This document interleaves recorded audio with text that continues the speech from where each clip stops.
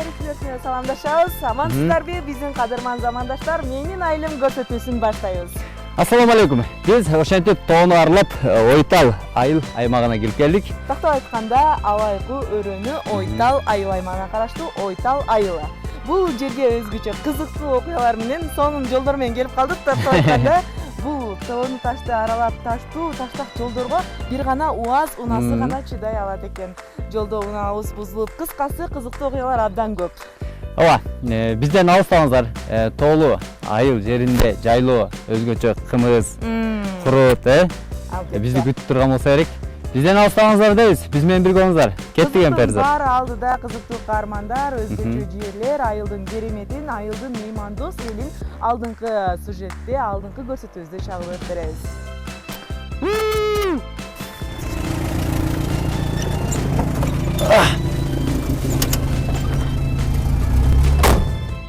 Ош облусундагы Каракылжа районуна караштуу Алайкы өрөөнүнүн Ойтал айылы жаратылыш шарты катаал, жашоо шарты татаал аймактардан болуп саналат. Деңиз деңгээлинен 2190 метр бийикте жайгашкан бийик тоолуу айылда 2000ден ашуун калк, 400гө жакын кожолук жашайт. Жаратылыш шартынын катаалдыгына байланыштуу жер жемиштер өспөйт, анткени кыш эрте түшөт жана 7-8 айга чейин созулат. Жергиликтүү тургундар мал чарбачылыгы менен алектенишет. Анан дагы эң кызыгы бул тоолуктардын кубатым деген тоодой сөзү бар. Алайкуулуктар бири-бирине кубатым деп кайрылып, эркелетип да коюшат экен. Мына биздин президентибиздин 2010 жылы айылдарды өнүктүү жана санариптештирүү жылына байланыштуу биринчи мына биздин эле жаздагы биринчи койгон ишибиз мына өзүлөр көрүп тургандай мына биздин көчөгө түнкү жарыктандыруу 2 километрге жарыктандырып бердик.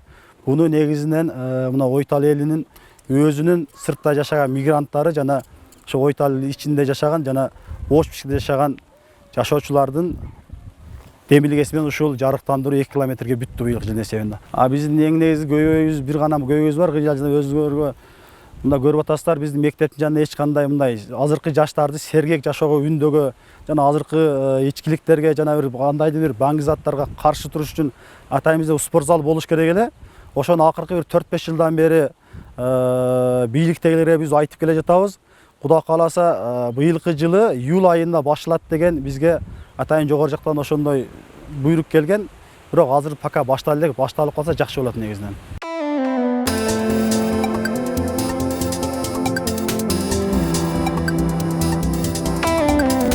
Ар бир жердин өзүнө тиешелүү тарыхы жана уламыштары болот эмеспи? Аны сыңарындай Ойтал айылында да буга чейин калмактар жашап кеткен деген уламыштар айтылып келет. Ал айылдын ортосунда калмактардан калган бийиктиги 6-7 метр болгон дөңчү бар. Аны айыл тургундары калмак дөбө деп атап коюшат. Дөбөнү тегиздеп салууга аракет кылганда жерден адамдардын сөөктөрү чыгып, ошол боюнча ал жер сакталып калган деп айтылат. Алар эми айтсаңыздар, бул Ойтал эмне үчүн Ойтал деп аталып калган? Тарых таржымалы кандай? Ошол жөнүндө айтып берсеңиздер. Эми Ойтал деп калганынын себеби Ойтал өзүңөр билесиңер, ойдуң жер бул жер. Өзү бул жерде ойдуң жер, анан бу аксакал айткандай илгери бу жерде адамдар жашаган эмес. Анан ойдуң жер болгондугуна байланыштуу бул жерде токой болгон. Ойдуң жерде токой, тал көп өскөн. Азыр деле ошол талдын өскөн талдардын теректин белгилери бар. Азыр деле. Анан аксакал айткандай, эл мына биздин Акбогуз, Казык деген жактарда жашап, бул жерде эл жашаган эмес. Ошол себептен анан баягы кийин ар өткөн бер өткөн ушул жерде жактырып, анан элдин ушул жерде отурукташуусуна шарт түзүлүп, жакшы ойдуң жакшы жер экен деп, анан ушул жерге келип отурукташып калып, Ойтал деп аталып калганбыз. Анан эми бул жерде өзү илгертен эле Алайкынын ушу бөрү уурусунан болобуз өзүбүз. Ойталдык бөрү уурусунан жашайбыз. Анан бул жакта Акбогуз деген жерде жашаганбыз. Өзү бөрүнүн көпчүлүгү ошол жакта жашаган. Анан бага Ойталга көчүп келип атканда Акбогузда жаныбызда биздин өзүңөр билесиңер, таздар туугандар ошо жашашкан. Анан ошо таздар туугандар дагы ошол жактан Жалпакташтан, Куршаптан көчүп келип, ошол менен жай-жайлоо, кыш-кыштоо кылып жүрүп, анан кийин ошолордун 20-30 үйлүүсү калып калган. Анан негизинен Ойталда бөрү уурусу, анан ошо 20 үйлүү таздар туугандардан бар. Ошо эки уруунун бала чагасы урпагы шеришебиз. Бу жерде бир атанын балдары бир туугандай эмес. Элдин жамандыгы дагы, жакшылыгы дагы ушул жерде өзү бир туруп ар кандай ишти бүтүрөбүз. Жамандыкта дагы тике турат, жакшылыгында да тике турат. Ар кандай нерсесин ойтап, ынтымак болуп бирге турабыз. Мына дагы бир кызыктуу каармандарымды издеп келип калдым. Бүгүн эң алгач эле өзүнүн сыймыктанган, колунан көөрү төгүлгөн уус чебер энелер менен мактанышты. Азыр бул жакта чогулуп отурат экен. Арбаңыздар апалар, кандайсыздар? Жакшы отурасыздарбы? Кандайсыздар? Мен ЛТР телеканалынан келдим. Атым Перизат. Барыңыздар менен учурашып коеюн. Жакшы, өзүңүздөр. Жакшы келдиңер. Кандайсыз? Жакшысызбы? Жакшы угат. Жакшы. Өзүңүз кандайсыз? Жакшысың? Жакшы. Ооба. Атайын сиздерди издеп, көп жол басып келип калдык. Кандай отурасыздар? Айыл апа тынчпы, эл журт дегендей. Жакшы, баары жакшы. Өзүңөр жакшы келдиңерби? Жакшы, рахмат. Эми мына бүт баардык кол өнөрчүлүгүңүздөрдү жайып олтурат экенсиздер иш үстүндө. Бул кол өнөрчүлүктү сизден сурайын апа. Эмне жумуш кылып жатасыз? Качан баштагансыз? Негизи эле сизге ушул уус чеберчилик кимден өтүп калды? Мен бул кол өнөрчүлүк, чеберчилик кылганым ушу бала кезден кызыгат элем өзүм. Аны ушу кичине мен ушундай кызыгып неме кылып жашыман эле ушундай курак курайм, анандай шырдактарды жасайбыз. Мындай ийгилип, жүн тытып, мына имергич жүн ушул койдун жүнүнөн алабыз өзүбүздү, баардык нерсени өзүбүз ырастайбыз. Мындай курактарды курап, кыздардын себин жасайбыз анча-мынча. Баардык эле айылдарда эле сиздер дагы айылдын жалпы кол өнөрчүлөрү чогулуп, кыздарга сеп даярдап экенсиздер да. Ошондой кылабыз. Жакшы. Эми сиздердин башка айыл аймактардан ушул кол өнөрчүлүгүңүздөр эмнеси менен өзгөчөлөнөт? Кандай буюм тайымдар жасайсыздар? Кандай өнөрлөрүңүздөрдү көрсөтө алдыңыздар? Жергиликтүү элге. Биздин эми жергиликтүү элге көрсөткөнүбүз баардык эл адамдын колунан келбейт андай шырдак жасаган, оймойгон. Ушу оймойгон шырдак жасап, курак кураган ушу өзгөчөрөөк немелерибиз ошо. Ооба, чындыгында шырдактар өзгөчө болуп көрүнүп атат. Буларды эмне 2 кабат кылып тигесиздерби? Биз бул шырдакты кызым биринчи мына кийизди 2 кат кылып оюп алабыз. 2 бет кылып, онун биринин бирине бетине салып, анан мынаны бирден жөрмөйбүз. Азыр жөрмөп көрсөтүп да беребиз кызым, буну неметпесеңер. Анан мына материалды коюп пышык болуш үчүн, мына кылы соорулбаш үчүн шырыйбыз. Ошондо бул мына шырдактарды сиздер канча убакытта жасап бүтөсүздөр мына? Биз эми буну такай отуруп жасасак, бир 10 күн, 15 күндө бүтөбүз. 10 күн, 15 күндүк эмгекти эми канчадан баалайсыздар? Эми 10-15 күндүк эмгегибизди метрине жараша баалайбыз. Мисалы үчүн мынабул орточо эсеп менен мынабыз 12-13 миң болот. Адам будан чоңурагыбыз 18-20 миңге чейин болот. Сиздерге дагы үйрөнөйүн деп келген жаш кыздар, келиндер болуп жатабы? Кандай карап жатасыздар? Өзүбүздүн кыздарыбыз кызыгат. Ушу апабыздын жолун жолдоп калсак экен, ушулардын бир немеси бизге өссө экен. Биз да кийин ушу апаларыбыз өтүп кетсе, ушулардын ордун жоктотпой, ордун басып калсак деген ниеттери бар. Айылда кыздарыбыз бар, ушу иш ошо кол өнөрчүлүк менен эмгектенсек деген, ошо жакын арада өзүбүз ушу уюшуп бир ишкана ачсакпы деген оюбуз бар. Анан баягы киргенде эле айнектен өтүп баратканда эле угулду да шаңдуу музыка, шаңдуу күлкү. Демек сиздер жөн гана тиги олтурбастан өзүңүздөрдүн маанайыңыздарды да көтөрүп, ырдап чордоп олтурат экенсиздер. Кимиңиздер ырдап олтурдуңуздар эле? Кимиңиздер ырдап бересиздер? Демек энеңиз жакшы ырдап берет экен да? Көрүнө калса караның, көңүлтүр оттой жанамын эй. Шылтыгы болбос үчүн, шыналап жакын барамын. Именип бирок сүйлөбөй, эй, ичимден сызып каламын эй. Эң сонун. Сиздер уктуңуздар беле 80ге таяп калган эненин шаңдуу маанай менен ырдаганын. Демек, байли дейбиз, мыкты дейбиз. Эне, эми келиңиз, бата берип коюңуз. Небереңиз окшойт, Мен дагы жолумду, сапарымды улантайын. Ак жол. Ошо Кыргызстаныбыз өнүп өсө берсин, ошо ынтымак ырыскы берсин Кыргызстанга. Ошо бай бололу, бай болсун, тынчылык болсун. Өнүп өсө берели. Омин. Аябай ширин бала экен. Накыл мейли болуп турганда мен дагы алдын көздөй сапар тартайын. Ишиңиздерге ийгилик. Болуптур.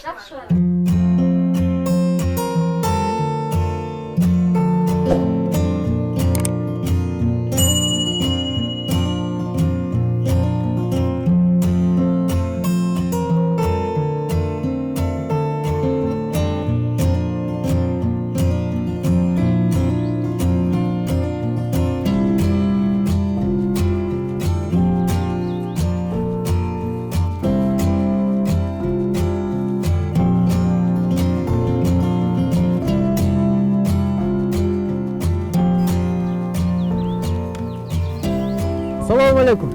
Va alaykum assalom. Qandaysiz? Yaxshi keli. Emne jumush qilib atasiz? Shunday ishlarni qilyaptim mana bu yoqda. Kirsak bo'ladimi ekan? Gel. Ha, o'sha yerdan kiraveriz. Ha, mo'ljal asal ekan, a?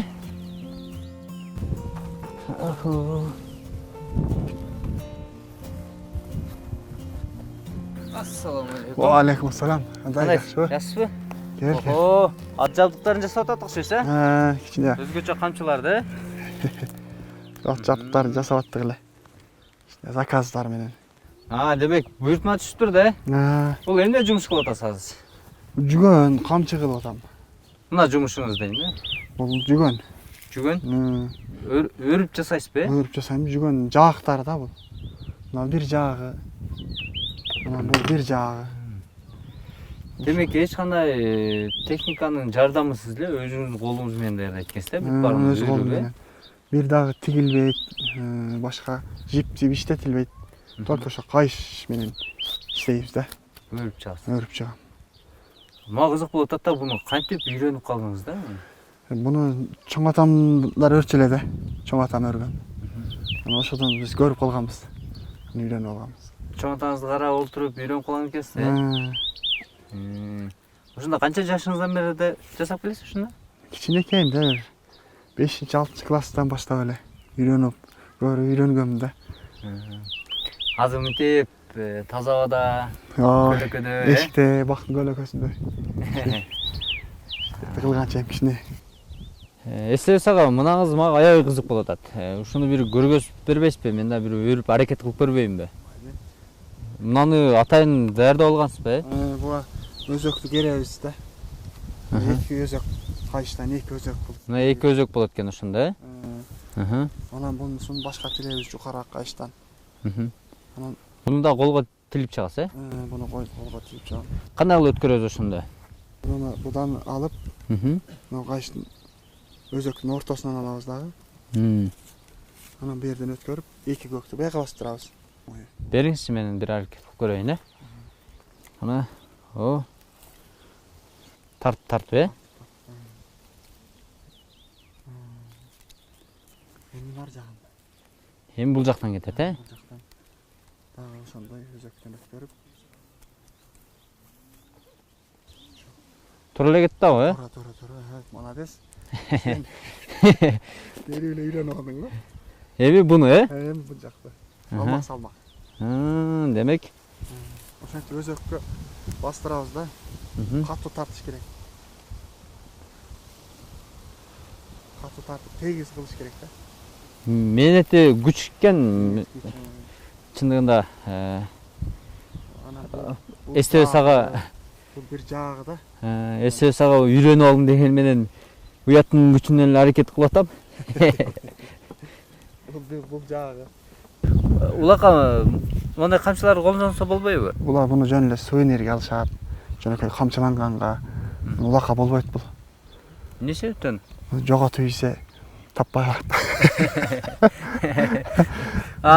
Кымбат турат экен, э? Кымбат турат. Канча турат ушунда? 1,5 миң, 2 миң сом. Мынау, э? Мынаусы? Бул 1000 сом. Экөөнүн айырмасы 1000 сомдой айырмасы бар экен да. Буну өзүңүз алып келесизби же алып келишеби табылган? Өзүм алып келем. Табылгып пышкан кезде барып алып келем да. Бунун бүшү даярда. Сезонда болобу, э? Мына кабыгы катыйт да. Ошол кезде алып келип алам. Кайсыл мезгилде? Күздө. Августтан баштап. алып келем да. Абдан жакшы. Таба пышкан кезде анан кургатыш керек мына аябай кагайтып жарбай. Анан табылгыдан өткөн пышык материал жок да, сапкачы.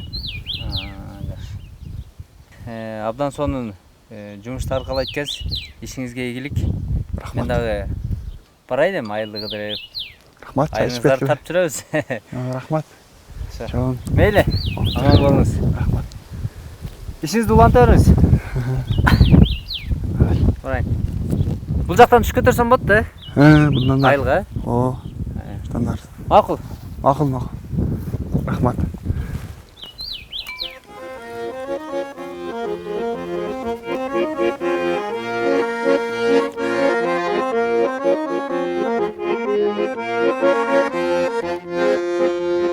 Çoqunda sayraytuların, özündə şıldır bulağın. Adamga issен жағымды, чымылдағы мазар суларын. Жайғышы дебей көріп берет, алдақыла жалаң төрлөрің.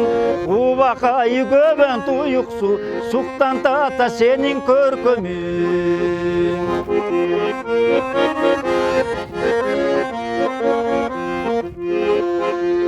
Мелтиреп турса толыр жақ, мен келем жайда салқындап. Емгекчил ақнет пейликең, қары жаша дебе жарқылдап. Көркөмдү жерим ойталым, көңілгөле изин қалтырат. Күні түні дебе дайымада, елесі көзгө тартылат.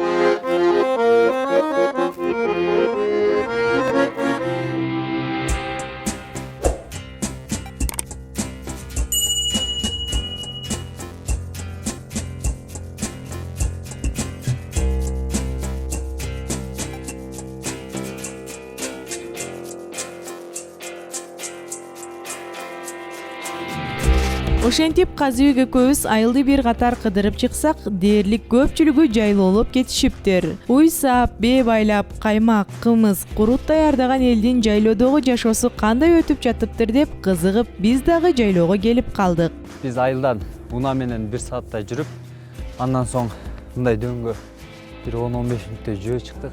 Чарчап калдык чынында. Бул жакта конуштар бар, тазы барып көрөлүчү. Эмне тиричилик болуп атат экен. О, мына кеферде.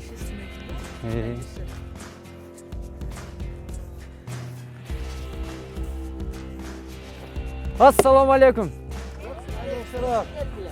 Кандайсың? Жаксыңарбы? Охо, жайлы. Келе. Жакшы. Кандай сенеке? Кандай жакшы. О, каймак, сүт. Бул жакта абалар отун жаратат го, э? Жайлоонун окатысындай.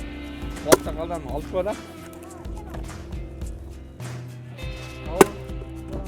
Мынантип сүт тартайын балам. Мынантип казан печкеге аксам. Сүт тартам мынантип. Сүт коясыз. Каймактын эң биринчи этаптары ушул деңиз. Ушул да. Күн сайын таңыңыз ушинтип башталат экен да. О, саар мен эрте турам балам. Отту жагып коюп, чайды коюп, кайра уйсайым. Уйсап туруп, келип сүт тартам. Анан кийин балдарымды тургузам, бээге жөнөтөм. Бирин болсо торпок айдатам. Ошо неберелерим менин колумда азыр. Бул небереңиз? Неберем. Атын ким болот? Назик. Назик. Келиним мугалим, балам мугалим айнанайында. Канча уул, канча кызыңыз бар? 1 уул, 6 кыз. Балам 81. Алар аларды болсо кичине өндө. Мен ушинтип малын саап, чалым экөөбүз кичине үйдүн өтүлүн алып беребиз балам. Ооба, жайлоо кандай болуп атат быйыл? Жайлоо жакшы эле. Жайлоодо кыйынчылык деле жок. Кез күндөрү жаган чатында кичине жүдөйсүң болсом жайлоо жакшы эле азыр. Жакшы. Бул отундарды каяктан алып келесиздер? Отундарды талаадан ар кайсы колоттордон, токойлордон алып келебиз. Бул малдарыбыз көрүнбөйт го, таң эртеле айдап салат окшойт. Малды саар менен эртелеп саашат, колотко айдайбыз. Торпоктан мына актыбызда туайдабыз уйларды. Жылкыбыз мынаудан нары кетет, ошояктан айдап келип байлайбыз. Торпокторду мынадан нарды айдайбыз. Бири-бири менен эмбейт. Ушуна бири-бирин көрбөй, эмбей жүрөт экен да. Бири-бирин көрбөй, эмбей жүрө берет. Жакшы. Эми бул жерде жайлоодо эмбей эркектердин кызматы ушу отун окшойт менимче. Отун, анча-мынча кампирлерибизге жардам беребиз. Торпогун алып тартып байлап беребиз. Уйларын ийгизип, тартып байлап, кайтара салып, кайтара байлап коебуз.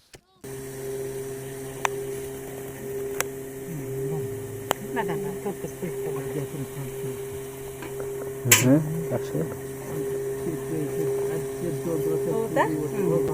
Жайлоонун таза абасын жутуп, бийинин сүтүн ичип, каймак жеп, чоңойгон балдар кандай болот экенин айтып коюңузчу.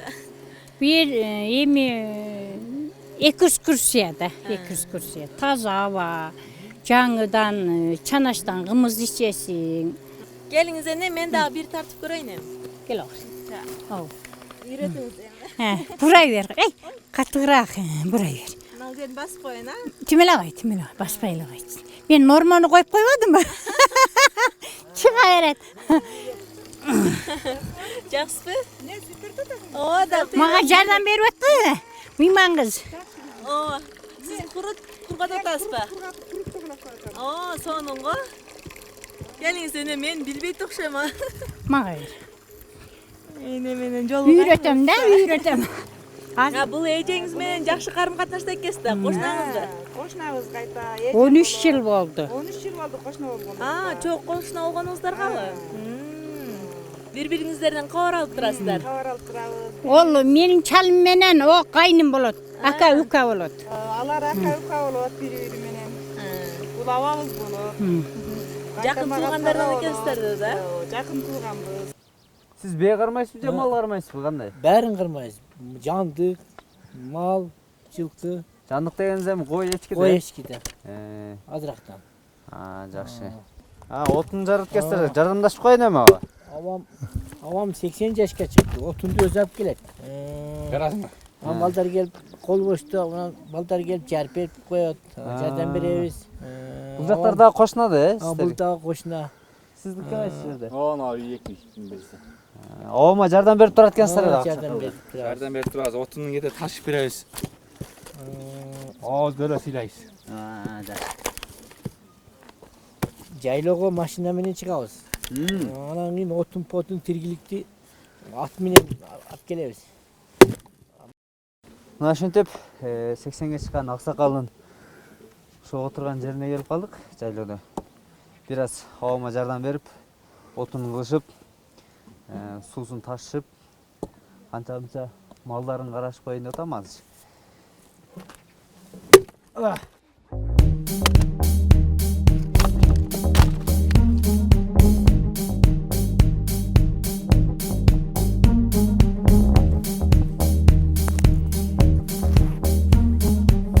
Казыбек, кеттикпи?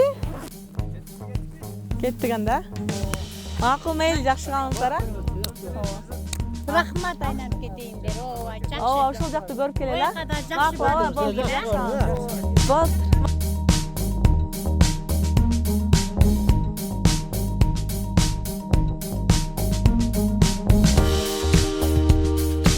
Мына ушул Ак Богуз деп аталган жайлоодо Ойтал элинин көпчүлүгү жайы кышы жайлоосунда, кыштоосундагы өткөрөт. Шарбулак жайлоосунда жайгашкан элдин мейман достугуна, коңшулардын ынтымагына абдан баа бердик. Мындан сырткары ары жакта дагы Бел, Бекташ, Дардангол, Кол бөдүнө, Чоң бөдүнө, Кара Тума жайлоолору бар экен. Алардын бирин көздөй сапар тарттык.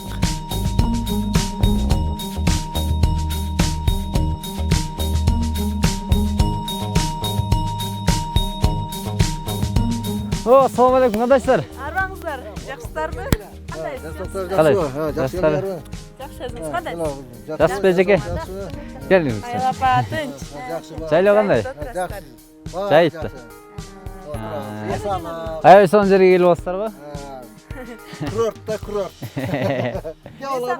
О, десап келели деди. Бээлериңиз каякта? Бейлер аякта. Бул жактабы? Assalamu alaikum. Кымыз. Бисмилlah.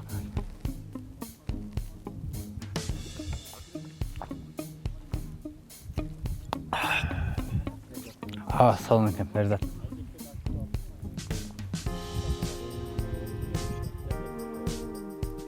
Жактыбы Berzat? Аябай сонун экен, Алайкумдун кымызы дегенде Кыргызстандын бүт баары билсе керек, Айрыкча Ойталдын кымызы. Эми жүргүлө балдар, мен буякка бас кылайын. Сиздердин бээ саганыңыздар Буякты дагы. Бул жака казан асып коюптур го, от чагып. Кичине эми баягы кыргыздын салты дегендей куймак менен кымыз сулалы деп ошентип даярданып турат бу жерде азыр. Жанагы жолоочу өткөндө куймак, кымыз даярдап коюп экенсиздер да. Ооба. Нар өткөндө жолдон ылдый Чакырасыздар, чакырып келгиле. келгиле. Кымыз остигиле деп ошентебиз. Ошондо баягы куру кооз кетирбей куймак менен дең, Ооба. Канча бээңиз бар? Бу жерде башагы 8 жылкым бар. Ошондо бул жер желе деп атап коет, Желе бу жер. Булар шукай буларды. Ал мына бени кармайбыз азыр, мына бени азыр. Карматабы? Ооба.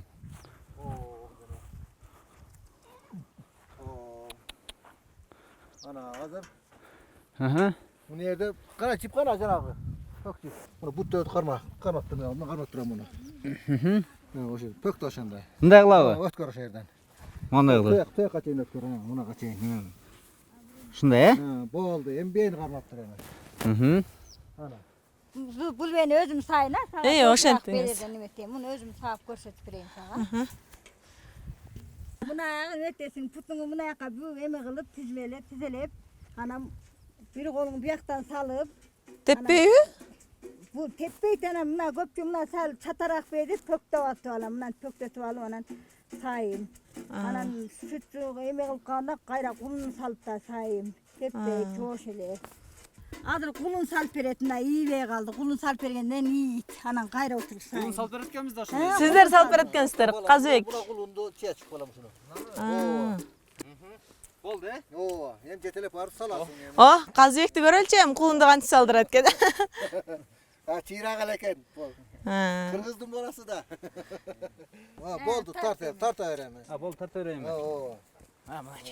Cetelep boylay verem. Köp çıkıp başladı. Bir günde kança jol saysiz? Oşa 5 jol sayayım. Эжем кайсыл мезгилде салган самал ден соолукка абдан пайдалуу деп айтылат. Күнүгө саган сайын ошо чаначка куйганда бир 15 мүнөттөн кийин иче бериш керек самалды. 5 жолу сасаң 5 жолу самал иче берсең самал жагат. Эң пайдалуу мезгил жайында. Ушул мезгил сезон мезгил. Чөптөр жаңы чыгып. Эми кайсыл бен сайыз? Жошураак мына бенес көмөтүн, ушуну саап үйрөн, Карап туруңуздар, азыр мен дагы бээ саап көрөйүн. Жош бээ деп атат. Кармап туруңуз.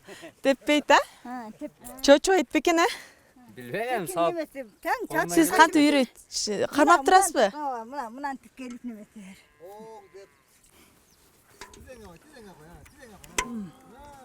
Тык тартып бер, Ушундайбы? Ооба, катты тартып. Окшошуп атат окшойт, Тартып бер ошону эме кылып. Кате ийгенде өзү эле колуңа баш бербей эле чыгат. Толкунданып, коркуп, бээ саганды үйрөнүп атам. Окшошуп атат окшойт, кичине болсо дагы. Ал ийгенде чыгат, баш бербей, колуңу тартпасаң болбойт. Ау, болду, эми калган өзүңүз саап көрсөтүп бериңиз, мен сизге суроолорумду узаттым, жооп алып алайын. Баары бир саап жүрбөгөндөн уламбы, бир аз кыйналдым, корктум. Ооба. Эми эже. Так, кайсы бээге отурабы? Бул бээни кармап бериңиз. Жок, карматпайт булар, жөнүндө сайбайм. Мен саат 2 сааттан саганда 5 литрден сүт алам, 5 жолу саасам ошо 25ден литрден кымыз алам, Кудай кааласа. Ана кийиктин мүйүзүнөн жасалган тээктер мына булар. Мына көргөзүп берейин да. Өзүңүз жасагансызбы буларды? Ооба, өзүм колум менен жасагам буларды. Мына бул тек, көрсөңөр болот. Ооба, колго жасалган. Мына ушул, мына такан мүйүздөр ушул, кийик текен мүйүздөр мына. Мына ушул ана үчөө ошол кийиктин мүйүзүнөн жасалган ушул. Бышык болот да ушудан жасалган. Отун алып келет экенсиздер да сиз. Бизде эркектин милдети ушул бизде. Отунду мынанда алыстан алып келебиз, отунду алып келип даярдап берип баарын. Отунду жарып ырастап беребиз. Өздөрү анан кийин жар десе жарып беребиз, жак десе жагып беребиз. Ок атып бышырып берет, ичип коебуз, жата беребиз ошол. Азыр эжелер кымызды неме алышат экен да? Эми барып азыр саап бүттү. Барышы эми чанашка куят. Анан бышыйт анан кийин. Анда биз дем алып отурат экенбиз. Иш жок эми. Тиктеп отурабыз да ушуларды эми. Ката бүтөт. Жүргүлө эми.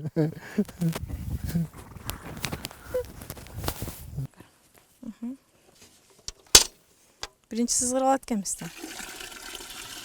Чыпкалап алабыз.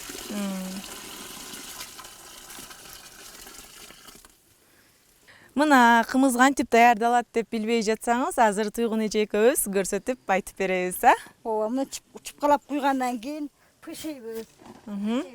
Пишкек менен, Пышыйбыз. Муну ар бир саган сайын 500-600дөн пышыш керек. Азыраак чалараак кылса ийрип калат. Адам чашыраак өзүм бышыйм. Мына ушул кымызды бышуу үчүн күч талап кылынат экен. Тез анан дагы көп 500-600 жолу бышыганда ошондо гана чыныгы кымызга айланат экен. Тамды ушул чанашты которуп, бышып, ыштап туруш керек. Майын үзбөй куюп туруш керек. Канча убакытта ыштап турасыздар чанашты? Мен күндө ыштайм, анан 2 күндө бирден котором да. Азыр ышталган чанач барбы сыртта? Ышталып атат чанач. Анда көрөлүчү. Мына как арчага ыштайбыз, кызыл арчага. Эмне себептен арчага ыштайсыздар? Арчанын немеси жакшы болот. Ашказанга жагат деп калышат. Иши арчаныкы жагымдуу болот деп калышат. Айлайкунун кымызы деп акташып жешет го. Эми азыр эмне кылабыз? Эми мына меймандар келип калсыңар, ысык куймак кымыз менен ысык куймак жегиле. Ысык куймак куюп берем. Куймак жасап аткансызбы? Жасайын деп аткам, ооба. Макул. Куймакты мына аралаштырып, анан наркы бети кызарганда берки бетин неме кылып, анантип аралаштырып, анан кызарганда алып сарыктырып, кайра май так болгондо кийинкисин сала бересиң, биринин аркасынан бирин сала бересиң ошентип.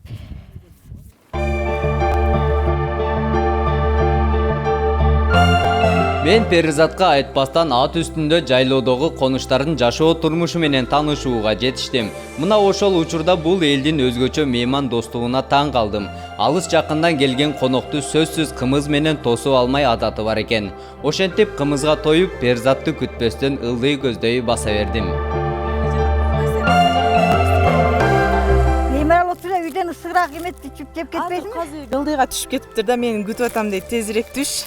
Сапарыбыз карып баратат дейт. Болбойсо.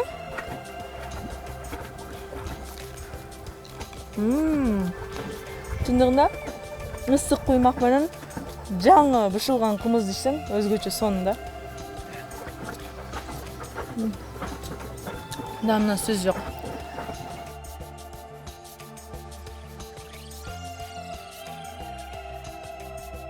Рахмат эже. Болуптур, жакшы калыңыз, ишиңизге ийгилик. Мына ошентип кыргыздын Байыртыдан келаткан салтын улап жүрөрүңүздөр. Ооба, эсмес келип тургула ошентип. Жакшы жетип алгыла, ак жол.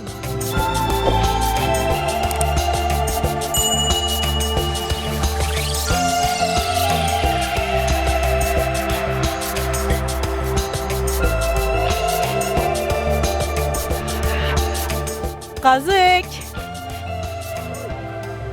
Мен сени издеп жүрбөймүнбү? Аябай бийиктен зорго түштүм, жыгылып, кыйналып дегенде мынаны көрүп атасыңбы? Кыйналсың. Эмне кылдың? Эрте түшүп келе бердиң го? Ой, мен кымызга тоюп, аябай жайлоо жагып түшүп келе бердим, сен өзүң. Уктап калбадыңбы? Уктап калдым. Жайлоонун козуна суктанып. Ага, сиз менен чогуу кетебиз да, унааны сүйлөшүп койдук деди келе. Болдуңарбы өзүңөр? Ооба. Жалаң ушул жерде уаздар күтүп турат окшойт, Жайлоодо. Сонун. Эми биз дагы коштошолу. Ооба. Мына урматтуу теле көрүүчүлөр, ажайып коз жаратылышы бар меймандос эли бар керемет Алайкуу өрөөнүндөгү Ойтал айылында болдук. Ооба, кызыктын баары артта калды десек болот. Бизден алыстабаңыздар, ийгилик көрсөтүп көрүшкөнчө саламат болуңуздар. Эң кызыгы айта кетсек, мына ушундай уаз унаалары дал ушул айылдын тургундарын сөзсүз түрдө алып кетет экен. Биз дагы уаз унаасына чыгып кетебиз анда. Кеттик Казык. О, көнүп деле калдык. Амандыкта көрүшкөнчө. Ошту көздөй сапар тартабыз.